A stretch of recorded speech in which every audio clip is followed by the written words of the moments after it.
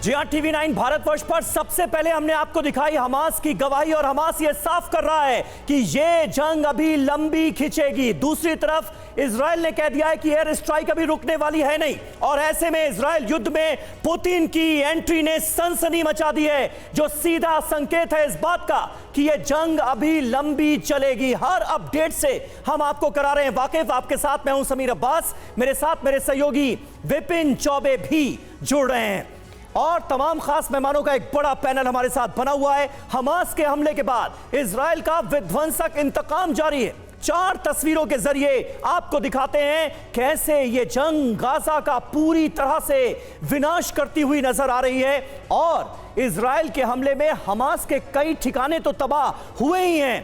Gaza के तमाम रिहायशी इलाकों में भी इस वक्त मिसाइलें गिर रही हैं। गाजा खंडहर बनता जा रहा है, लेकिन बड़ा सवाल यह है कि क्या इजराइल का इंतकाम सिर्फ गाजा तक सीमित रहेगा? 50 साल में सबसे बड़े हमले का बदला लेने के लिए इजराइल का प्लान क्या है?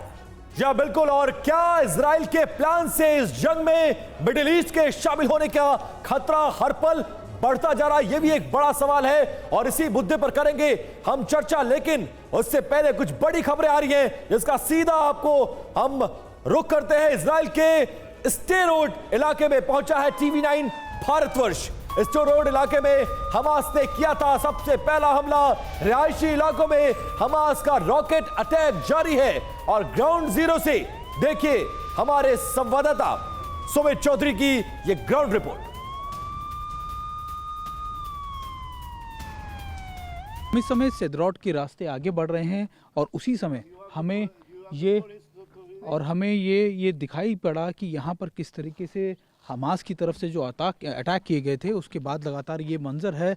और ये देखिए ये सारे इलाके वो हैं जो गाज़ा पट्टी के बेहद करीब हैं। ये देखिए पूरे इस गाड़ी को तो परखच्चे उड़ गए जिस पे रॉकेट दागे गए थे। बताया जा रहा है कि कल भी इस तरीके के रॉकेट दागे गए हैं और इन इलाकों में लगातार हमास की तरफ से रॉकेट दागे जा रहे हैं। हालांकि आयरन डोम की मदद से ज़्यादातर निष्क्रिय किए जा रहे हैं, लेकिन फिर भी कुछ रॉकेट जो हैं वो रिहायशी इलाकों पर गिर रहे हैं। और देखिए मंजर देखिए, ये ना सिर्फ यहाँ आपको यहाँ नज़र आएगा ये डिस्ट्रक्शन, आप स्प्रिंटर्स के निशान देख सकते हैं दीवारों पे, कितना मैसिव, कितना भारी भरकम अटैक रहा होगा। और ये देखिए स्प्रिंटर्स के निशान आप घर के अंदर और घर के बाहर दोनों जगह देख सकते हैं। और ये देखिए दूसरी तरफ मैं आपको दिखाऊँ, इनका जो डिस्ट्रक्शन था, जो इनका इम्पैक्ट था वो कितना ज़्यादा था कि आसपास हर जगह पर आपको ऐसे कुछ निशान नजर आए। आप कुछ कदम चलेंगे आपको गाड़ियां बर्बाद नजर आ जाएंगी।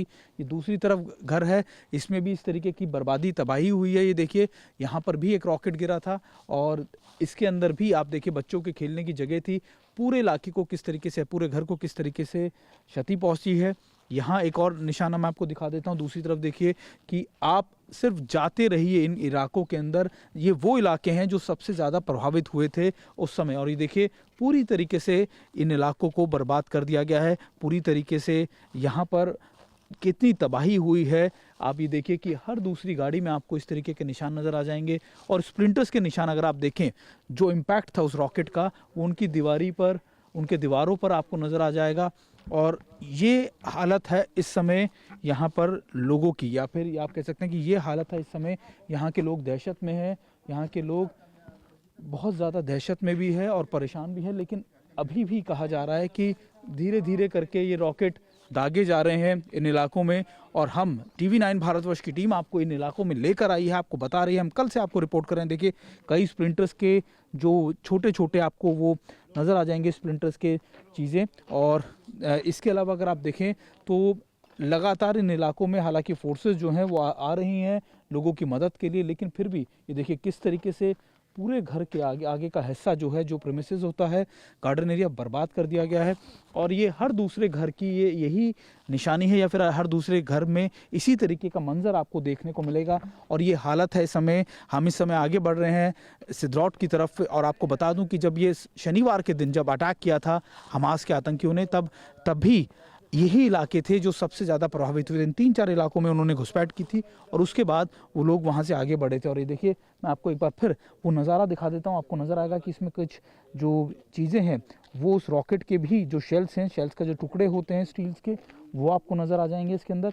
और ये पूरा डिस्ट्रक्शन या फिर आप कह सकते हैं कि पूरी तबाही। बिल्कुल बिल्कुल सुमित चौधरी हमारे संवाददाता इस वक्त गाजा पट्टी से सटे उन तमाम इलाकों में मौजूद हैं जहां पर हमास के लड़ाकों ने कहर बरपाया था। सुमित की ये ग्राउंड रिपोर्ट्स आगे भी हम देखते रहेंगे। सुमित लगातार हमारे साथ लाइव मौजूद रहेंगे, तमाम खास मेहमान भी हमारे साथ बने हुए हैं। इस बीच अपने दर्शकों को बता दें कि गाजा पर शुरू हुई जंग के विस्तार का खतरा बहुत बढ़ गया है। हथियार लेकर जा रहे ईरानी ट्रक पर इजराइल ने हमला कर दिया है।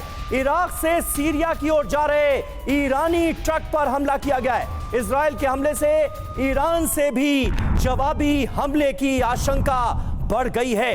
तो वैसे भी इजराइल और ईरान की तनातनी के किस्से हम सुन चुके हैं। इससे पहले भी इजराइल ने टारगेट किया था ईरान के उन तमाम परमाणु ठिकानों को जहां पर परमाणु रिएक्टर पर काम चल रहा था, और अब एक बार फिर ईरान और इजराइल के बीच तनाव बढ़ता हुआ हम देख रहे हैं। ईरानी ट्रक हथियारों के काफिले को टारगेट किया गया इजराइल की तरफ से। हमास के हमले के बाद इजराइल ने कहा कि 10 दिन की बात है, हमास और गाजा पट्टी को पूरी तरह से मिट्टी में मिला दिया जाएगा। इजराइल इस बार हमास के साथ शुरू हुई जंग को आखिरी अंजाम तक पहुंचाने की कसम खा चुका है। इजराइल को अपने प्लान के मुताबिक सफलता भी मिली है। आइए देखते हैं कि अब तक इजराइल ने किया क्या क्या है। इजराइल का प्लान, नहीं बचेगा हमास। हमास को खत्म करने के लिए इजराइल की यह बहुत बड़ी रणनीति सामने आई है। गाजा में हमास के अहम ठिकानों पर ताबड़तोड़ हमले जारी हैं। गाजा की बिजली, पानी और ईंधन सप्लाई को काट दिया गया है। लोग त्राहिमाम कर रहे हैं। शनिवार से गाजा में 1707 ठिकानों पर इजरायली हमले हुए। आप अंदाजा लगाइए किस बड़े पैमाने पर हमले किए जा रहे हैं। हमास के 475 रॉकेट सिस्टम तबाह करने का दावा किया गया है। हमास के 73 कमांड सेंटर्स को अब तक बर्बाद किया जा चुका है। 23 रणनीतिक बुनियादी ढांचे भी पूरी तरह से तबाह कर दिए गए हैं। हमास के 22 अंडरग्राउंड ठिकानों को भी बर्बाद किया गया है। हमले में हमास के कई कमांडर्स के मारे जाने का किया जा रहा है इजराइल की तरफ से दावा। तो ये पूरा प्लान जो है इजराइल का, ये साफ तौर पर बता रहा है कि अब हमास को पूरी तरह से खत्म करने की तैयारी इजराइल ने कर ली है। हमारे साथ तमाम खास मेहमान इस वक्त मौजूद हैं। मेजर जनरल संजय स्वाई साहब हमारे साथ मौजूद हैं। महेश सचदेव साहब हमारे साथ मौजूद हैं। पूर्व राजदूत ग्रुप कैप्टन DK पांडे साहब हमारे साथ मौजूद हैं और ब्रिगेडियर DS त्रिपाठी भी हमारे साथ मौजूद हैं। संजय स्वाई साहब, पहला सवाल आपसे। हमास बात करता है फिलिस्तीनी लोगों की लड़ाई लड़ने का दावा करता है, और इतना बड़ा कदम अगर उठाया जा रहा है इजराइल पर, इस तरह से अंदर घुसकर हमला किया जा रहा है, तो इसका अंजाम लाखों फिलिस्तीनियों की मौत के तौर पर भी सामने आ सकता है। यह अंदाजा तो रहा होगा ना हमास को, फिर भी यह घातक कदम उठाया गया। नहीं, बिल्कुल। देखिए, हमास को पूरा पता था। ये पहले भी, एक बार नहीं, पहले भी जब भी कुछ इस तरह से रॉकेट फायर करते रहे तो इजराइल का बदला इसी तरह से रहता था कि उनके एयरक्राफ्ट आते थे, बम्बार्डमेंट करते थे, इनकी बेसिस को बर्बाद करते थे और फिर वापस चले जाते थे। तो जब भी, अगर कभी भी उनके 10 रॉकेट फायर होते तो इनके काफ़ी बिल्डिंगों को डिस्ट्रॉय करते। ये एक्सपेक्टेड था। तो हमास ने क्यों किया ये? जैसा कि बात है कि सबसे पहले तो पैलेस्टीन की रेलेवेंस खत्म होती जा रही थी। उनको कैजुअलिटी की चिंता नहीं है। अभी छोटे से इलाके में 350 स्क्वायर किलोमीटर के इलाके में 20 से 25 लाख के लोग रह रहे हैं। कैजुअलिटी तो होंगी, हो रही है जो बम्बार्डमेंट है, लेकिन ये एक्सपेक्टेड था, ये उनके उम्मीद थी। लेकिन एक उन्होंने आज पैलेस्टीन को दुनिया के नक्शे में सबसे ऊपर ले आए हैं कि भैया ये एक प्रॉब्लम है जिसको सब लोग भूल चुके थे। मिडिल ईस्ट भूल चुका था कि हमारी आज़ादी की लड़ाई है। ये बात सामने लेके आए हैं और एक ईरान इजराइल की साख को बहुत बड़ी चोट पहुंचाई है। मोसाद के, जो कि दुनिया में सबसे बेस्ट एजेंसी मानी जाती थी, अमेरिका के लोग इजराइल में ट्रेनिंग के लिए आते थे, दुनिया से लोग पुलिस ट्रेनिंग के लिए, आर्मी ट्रेनिंग के लिए आते थे, इनके आधुनिक हथियार लेते थे, ड्रोन लेते थे, वो सबको एक बहुत बड़ी साख पहुंची है। तो यही कारण है कि अब वो चाह रहे हैं कि कैजुअलिटी हो। बने रहे आप हमारे साथ। देखिए, इस वक्त इजराइल से भी एक खास मेहमान हमारे साथ जुड़ रहे हैं। इलियास दांदेकर साहब अकीवा से हमारे साथ मौजूद हैं और इजरायली लेखक और विशेषज्ञ हैं ये। Mister Elias, I want to ask you one question. What is the current situation right now in Israel, because the news is coming that Hamas fighters are still there? The situation here is very dire, I can tell you. We were attacked like never before. Some estimates say since the War of Independence in 1948. Now, most of the insurgencies from Hamas and the Hezbollah in the border with Lebanon were extinguished, they were fought against, and they were or killed or captured. There are still some estimates that perhaps there are few Hamas activists in the area. It's a huge area that's been combed. Along the way, we find bodies, we find injured. Estimates are getting more and more high of almost 1,000 murdered, mostly civilians, women, children, elderly people, also men, also young people. And the fighting now is very complicated because Hamas is using their civilian population to shoot from. And the Israeli IDF army is trying not to hit as much civilians. Usually before a strike is being done, there is a warning for civilians to go out. Now this is a complicated situation because Israel is under threat. Israel is under attack like never before. But Mr. Akiva, are you sure about it? Hezbollah is also with Hamas and they are attacking from Lebanon to many places of Israel. Are you sure about it? Mr. Dandecker, but yes, there is mostly the war that is raging on is in the border or in Gaza with Hamas and other insurgencies in Gaza. There were some smaller attacks from Lebanon and from Hezbollah. Yesterday, around 4 infiltrators from Hezbollah crossed the border after attacks on the Israeli outposts in the border in the north. There was a fight against them. Okay. 3 of them were killed, and 1 Israeli high commanding officer. Okay.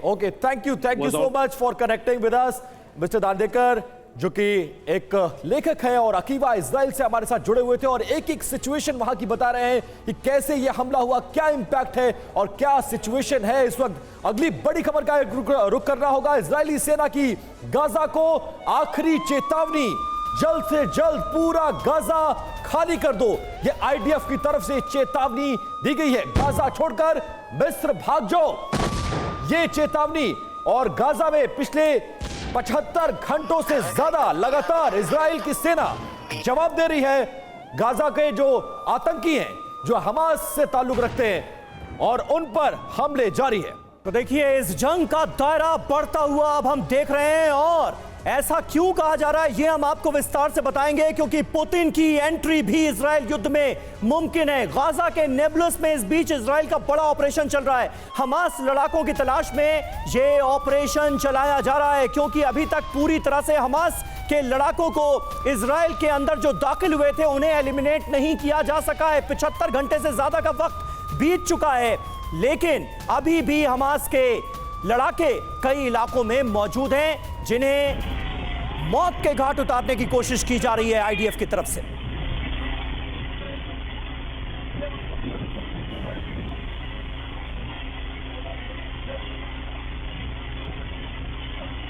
ये 2 तस्वीरें आपके सामने हैं। इन 2 तस्वीरों से आपको अंदाजा लगेगा कि किस तरह से हमास के लड़ाकों की तलाश में आईडीएफ के जवान अभी भी चप्पे चप्पे की तलाशी ले रहे हैं, और जहां हमास के फाइटर्स मिलते हैं उन्हें वहीं पर धराशायी कर दिया जाता है। यह सिलसिला पिछले 75 घंटे से इजराइल के अंदर जारी है, लेकिन अभी तक यह सिलसिला थमा नहीं है और अभी भी कई फाइटर्स इजराइल की धरती पर मौजूद हैं।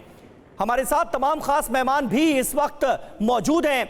ब्रिगेडियर डीएस त्रिपाठी, मैं आपसे जानना चाहूंगा ये सिलसिला कितना लंबा खिंचता हुआ आप देख रहे हैं। 75 घंटे से ज्यादा का वक्त बीत चुका है, लेकिन अभी भी हमास के लड़ाके इजराइल के अंदर मौजूद हैं और जमकर नुकसान कर रहे हैं। समीर, 2 चीज़ें इसमें इंपॉर्टेंट हमें देखनी पड़ेगी।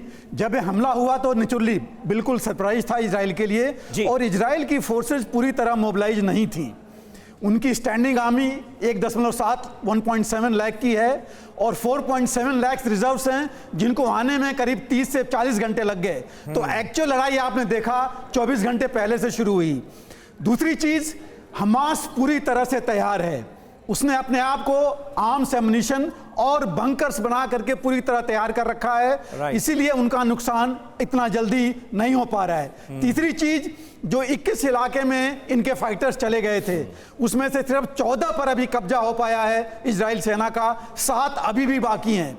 तीसरी चीज, ये जो लड़ाई हो रही है बिल्टअप एरिया में है, शहरी क्षेत्र में है, जिसमें बहुत मुश्किल है पता करना कौन कहां पर है। और उन्होंने अगर बंधक ले लिए हैं लोगों को तो मतलब ये मुश्किल माना हो जा जाता रहा है है कि इजराइल की जो सुरक्षा एजेंसियों की फेलियर है, इतनी बड़ी तैयारी, इतना बड़ा हमला और कहीं से कानो कान कोई खबर नहीं। आगे बढ़ते कुछ और बड़ी खबरों से आपको रूबरू कराते हैं। पुतिन से मिलेंगे महमूद अब्बास, मॉस्को जा सकते हैं फिलिस्तीनी राष्ट्रपति।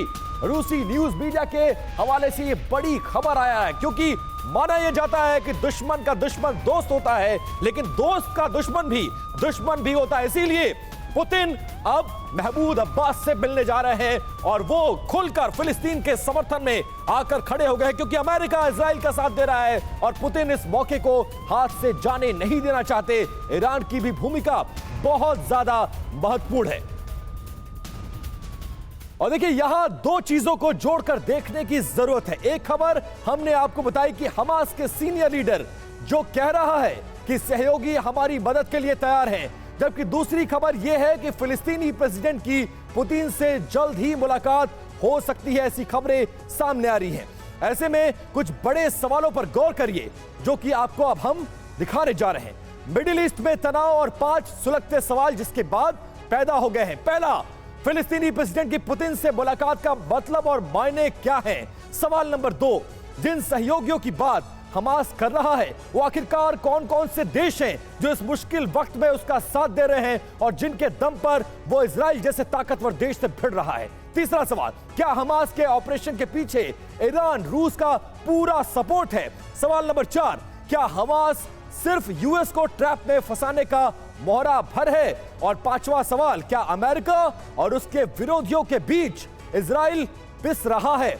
ये एक बड़ा सवाल है। डीके पांडे सर, इन सवालों को देखने के बाद क्या जवाब होगा आपका? और सबसे बड़ा सवाल ये कि ये सब कुछ हो रहा है और अंदर खाने ईरान इतना सब कुछ करते रहा, इजराइल को पता तक नहीं चला, और अब जब ये युद्ध छिड़ गया है तो क्या इजराइल को भी लपेटे में अमेरिका और इजराइल लेंगे, ईरान को भी? देखिए, थोड़ा सा ये विषम समीकरण है। ध्यान देने की बात यह है कि जिस प्रकार यूक्रेन और रशिया के बीच में तनाव पिछले 1.5 वर्षों से लंबे समय से चल रहा है, उसमें ईरान ने बहुत मदद की। शायद ड्रोन, हम भूल नहीं सकते किस प्रकार से ईरान ने इनको शायद ड्रोन दिए, जबकि बहुत दरकार थी इनको रशिया को। अब रशिया और ईरान के बीच में जो संबंध हैं वो और प्रगाढ़ होने की उम्मीद है, क्योंकि अमेरिका के विरोध में दोनों देश हैं और वो चाहते हैं कि युद्ध इस रंग से बढ़े कि जो अमेरिका का ध्यान है या नाटो कंट्रीज का ध्यान यूक्रेन की तरफ है वो जो है डाइवर्ट हो जाए और जो सपोर्ट जो जा रहा था यूक्रेन के लिए वो डाइल्यूट हो, ताकि रशिया इस बीच में तैयारी कर सके। पांडे जी, गाजा पट्टी से ये लाइव तस्वीरें इस वक्त देखिए हमारे सामने आ रही हैं। ये लाइव स्ट्रीमिंग आप देख रहे हैं। सुमित चौधरी वहां पर मौजूद हैं। गाजा पट्टी से बिल्कुल सटे इलाकों में इस वक्त सुमित चौधरी हमारे संवाददाता मौजूद हैं। ये बहुत रिस्की इलाके हैं क्योंकि यहां पर गाजा पट्टी की तरफ से तमाम रॉकेट दागने की कोशिश की जा रही है, भारी नुकसान पहुंचाने की कोशिश की जा रही है। सुमित, अगर आप मुझे सुन सकते हैं, बताएं इस वक्त किस तरह के वहां पर हालात हैं?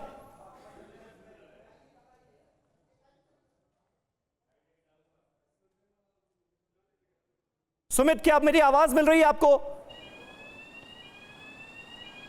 बिल्कुल समीर, मैं सबसे पहले आपको वक्त ना ज़ाहिर करते हुए दिखा दूं कि हम इस समय सेड्रॉट के इलाके में हैं और ये सदर्न इजराइल का इलाका, और अभी सुबह मुझे बताया जा रहा है कि यहाँ पर अटैक किया गया था इस इंडस्ट्रियल एरियाज को। देखिए, अभी भी यहाँ पर जो हालात हैं किस तरीके से हैं, अभी भी यहाँ पर जो फायर ब्रिगेड जो है वो इस पर काबू पाने की कोशिश कर रही है। देखिए, लगातार इन इलाकों के अंदर इसी तरीके का आपको धुएं का मंजर और आगजनी नजर आ जाएगी। और ये देखिए, ये लगातार वो इलाके हैं जो बहुत ज़्यादा आगे हैं, गाजा पट्टी के बहुत करीब है, और TV9 भारतवर्ष की टीम लगातार उन इलाकों में पहुंच रही है जहां पर अभी भी अटैक किए गए हैं। देखिए, ये पूरा इलाका अगर आप देख पा रहे हो, ये इंडस्ट्रियल एरिया है और अगर आप मेरे दूसरी तरफ देखें तो आपको तबाही का मंजर नजर आ जाएगा और हमास की तरफ से लगातार इन जगहों पर अटैक किए जा रहे हैं समीर। और ये देखिए ये इलाके अगर मैं दिखाऊं अपने कैमरा पर्सन मेरे सामने दिखाएं तो लगातार इन इलाकों को टारगेट किया जा रहा है। सब जगहों पर इसी तरीके के नज़ारे हैं। हालांकि यहाँ पर आग बुझाने का काम अब भी जारी है जब हम यहाँ पहुंचे हैं, लेकिन यहाँ पर अटैक का क्या या फिर कितने विध्वंसक यहाँ पर टारगेट किए जा रहे हैं ये भी आप देखिए।